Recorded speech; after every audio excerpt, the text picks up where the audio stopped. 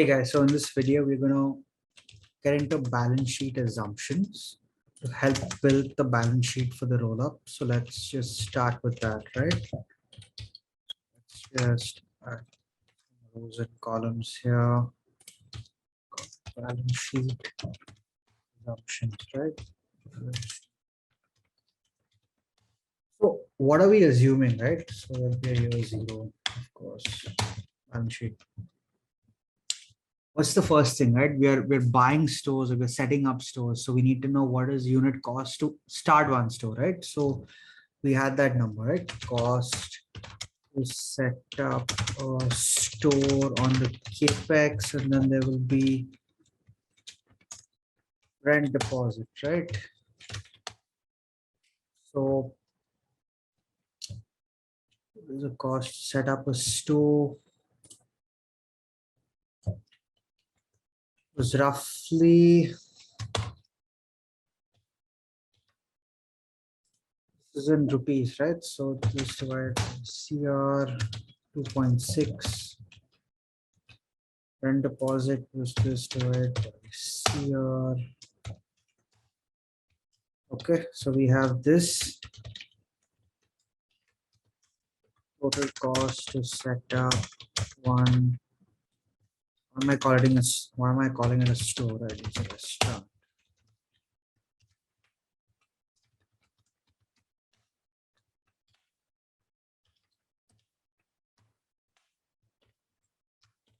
About 3.2 crores to set up a restaurant, right? 3.1 crore.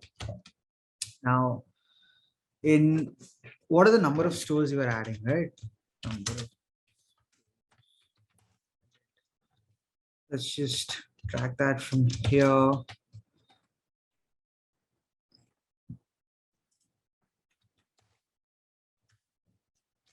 So remember, these stores have been added at the start of the year, right? So the capex would have happened at the start of that period, not the end, right? So for the first year, right, let's assume that there'll be like this boundary condition, right? This 30 that we see in year one is actually number of stores that were already present when year one began, right? So it'll actually be present in year zero. So from in terms of capex cost, right? For the first year, this capex cost to set up,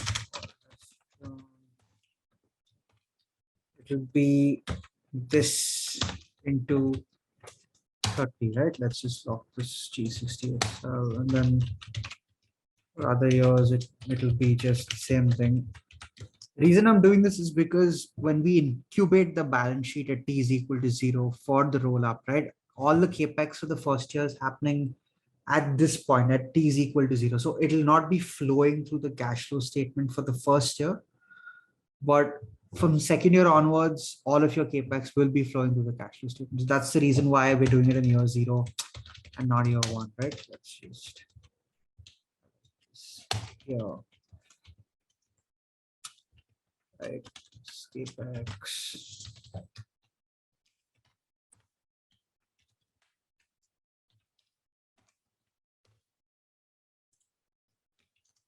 Then what will the rent deposit be?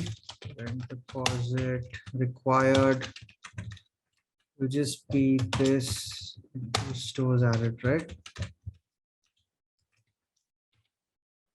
As a total amount.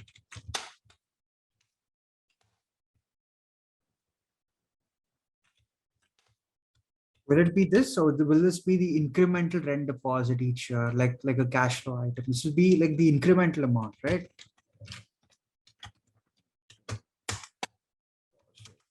But as a balance sheet item, this 17 represents a deposit for 30 stores.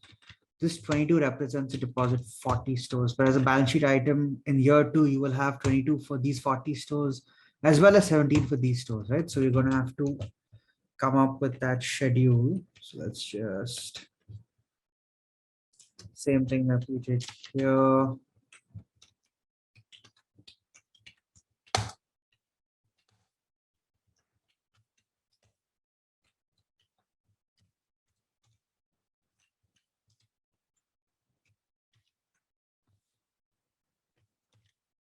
Let's just say direct deposit schedule, right?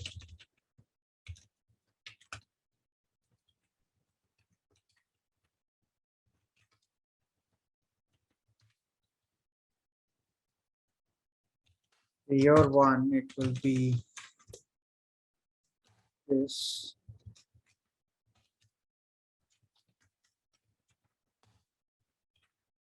And then this will stay the same through and through. This, this, this, this, right?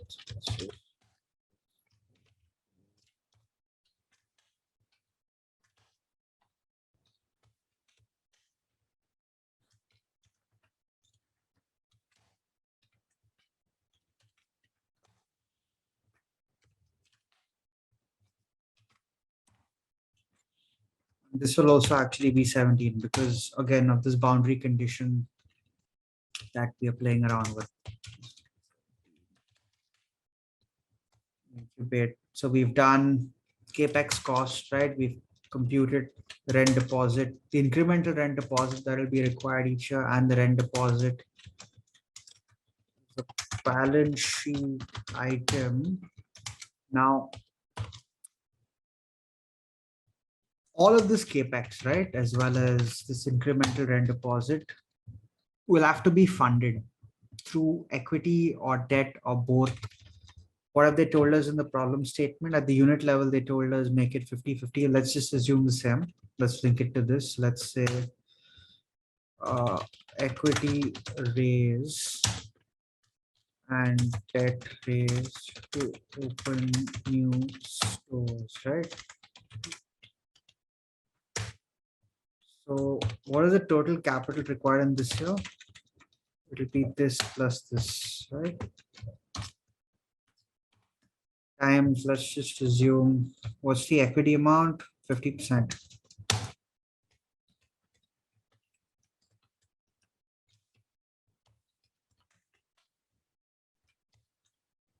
Let's just do the same thing for debt.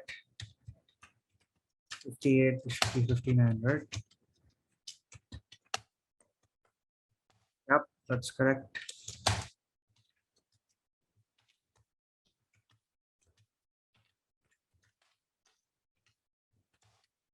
Call this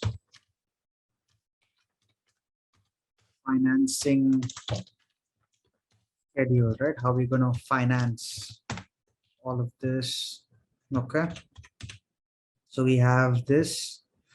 Next, what do we need, right? So we're going to have PP&E, that's the capex. We're going to have rent deposit. Next comes, we have equity and debt, right? Next is going to come the working capital, inventory, receivables, payables, and other OPEX items. So the implicit assumption we're making here is when we start this company at T equal to 0, for those stores, we're not going to require working capital at the start, and we're going to take it as and when we start the business. So start with working capital, right?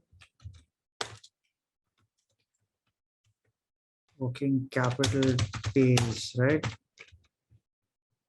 So what are the assumptions that we've been given at the unit level?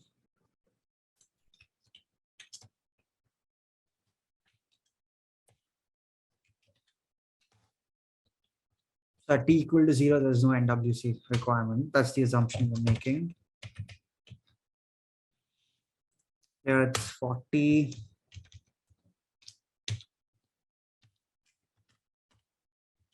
Let's just lock these cells and drag and drop them, right?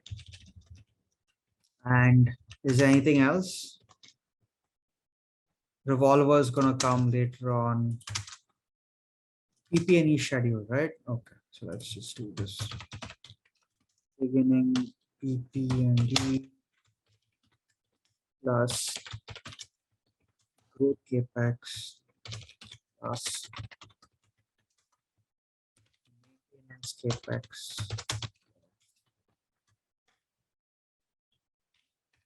depreciation, PP&E, correct?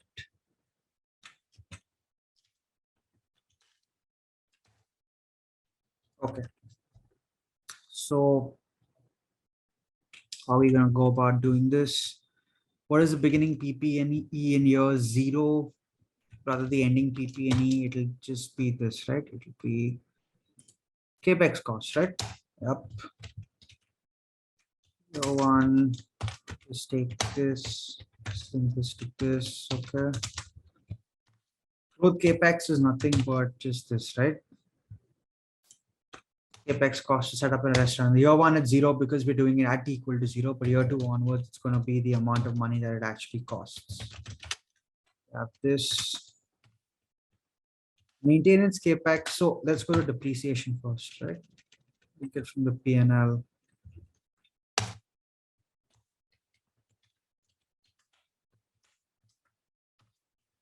Let's just assume for the sake of simplicity, we're going to do maintenance capex to the tune of depreciation, right? And we can change this later. But let's just assume it's going to be equal to this, right? Okay. So ending PP&E will be nothing but beginning PP&E plus growth capex plus maintenance capex minus depreciation, right? Okay. So we have the PP&E, ending PP&E. Just let's link up whatever it is that we have. Cash will come later. Let's just actually build out the year 0 balance sheet, right?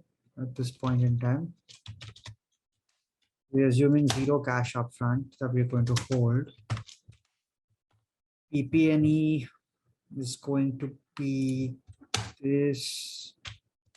Rent deposit is going to be this. Let's compute working capital in a bit, but debt to start the restaurant is going to be debt raise, right? Equity is going to be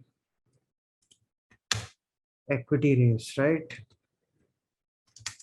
Right, revolver at the start is 0. Let's just sum these up. Okay. So sum these up as well. Okay. Now let's just at t equal to 0, we're assuming 0 NWC, right? So that's also fine. Yep.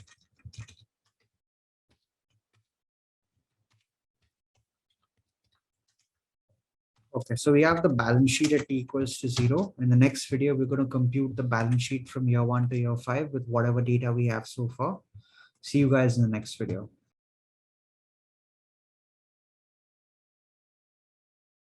Hey, thanks a lot for watching the video. Hope you found it useful and also got a few actionable insights. Check out our website and join the mailing list for regular content. Do spread the word and share it with anyone else you think might find this useful.